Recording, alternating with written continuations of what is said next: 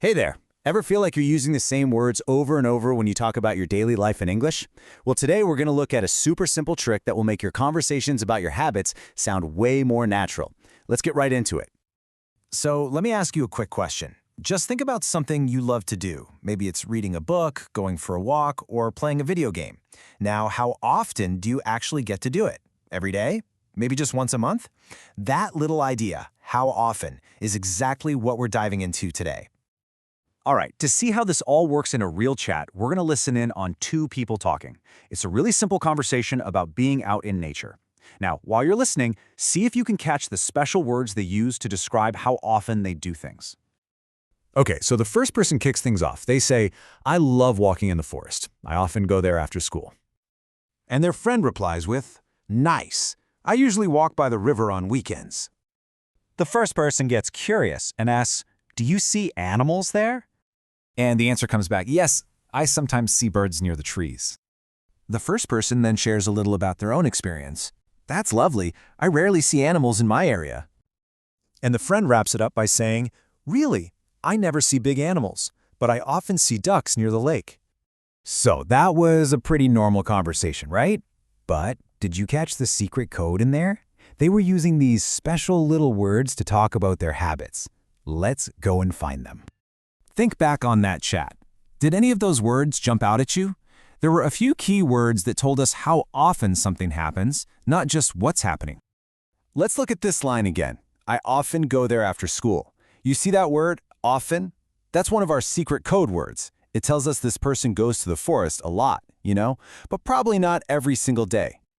And here they are, all in one place. The words we heard were often, usually, sometimes, rarely, and never.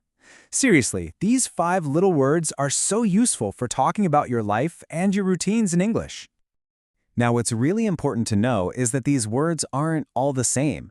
They each have a different meaning, a different strength. You can kind of think of them as being on a scale, one that goes from all the time all the way down to not at all. Let's break that down. Yeah, the best way to get this is to picture a scale. So imagine at the very top you have 100%. That means you do it all the time, no exceptions. And then way down at the bottom you have 0%, meaning you just don't do it at all. This chart really helps make it clear. So right at the top you've got always. That's a full 100%. Then just below that is usually, which is like most of the time, maybe 80 or 90%. Often means it happens a lot. Sometimes is smack dab in the middle, kind of like 50-50. Then we get down to rarely, which is pretty close to 0. And of course, at the very bottom is never, a big fat 0. Let's just spend an extra second on the word rarely. This one can be a little bit tricky. All it means is almost never, or not very often. So if you say, "I rarely eat dessert," you mean you might have it once in a while, but it's rare. Okay, so we know the words, and we know what they mean. The next huge question is, where do you actually put them in a sentence? Don't worry, this is actually the easy part. There are just 2 super simple rules to remember. And here they are, our 2 golden rules. Rule number 1 is for almost all the action verbs out there. Words like visit, go, eat, play. For these, the special word comes right before the verb. We often visit. But rule number 2 is for the special verb be. So that's am, is, and are. With this guy, the word comes after it. Like in, the sky is often cloudy. See the difference? It all depends on the verb. Let's make that even easier. When you're making a sentence, just ask yourself this 2-part question.